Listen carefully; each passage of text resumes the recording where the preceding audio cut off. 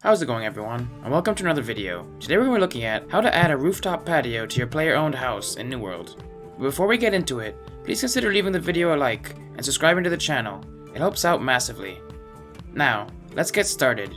I've had quite a few people in the comments recently ask me about which house I have in-game whenever I play some footage of my rooftop house. And the answer is, it doesn't matter which house it is. You can add this feature to pretty much any house in New World. In this video, I'm going to go over how I set it up, what kind of house you want to look for, and what kind of materials I mainly use. First, you're going to want to look for a house with a large outdoor area. Tier 4 houses are your safest bet, but I'm sure you can do the same with lower tiered ones as well, as long as there's an outdoor section. From there, you're going to want to build a ramp up the side of your house to the roof area. You can also make steps, but I prefer a ramp so you don't have to spam the jump button.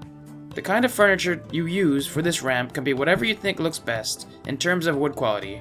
But I usually go for ash furniture since it's the cheapest to make in my server, and I like the color of the wood.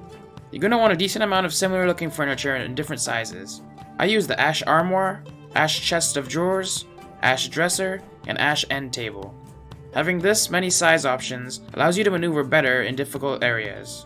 Bear in mind your house will have only 200 furniture slots, a little more as you level up that region, but there will always be a limit, so try to use the longer pieces as much as possible.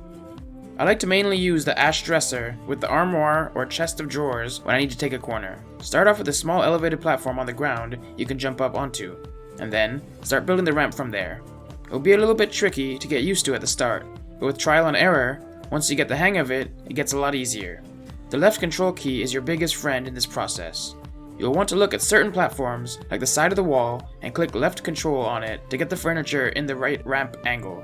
And by using the scroll wheel on your mouse, you'll want to get the piece into just the right level of slope. Constantly go in and out of the building mode to make sure you can run up what you've built so far. If you can't seem to get the right angle, you just keep looking at different surfaces and hitting left control key until you get it right. The left alt key can also help in certain situations when you want to line up the two pieces nicely, so play around seeing if it's easier for you to do so in locked to surface mode or out of it. From here, just slowly build your way up to the top, trying to be as frugal with furniture pieces as you can so you can decorate more at the top. There's multiple ways to get to the top of the house. In my first house, I just slowly built around the whole building until I got to the roof. But some houses don't have enough outdoor space for that, and then you can just build in a spiral up to the roof. Once you officially hit the roof, it's best to see how high is your building limit. From the highest point on the roof, I like to try to place a big piece of furniture and see if it's buildable. And if it is, just keep building on top of it until you know your max height.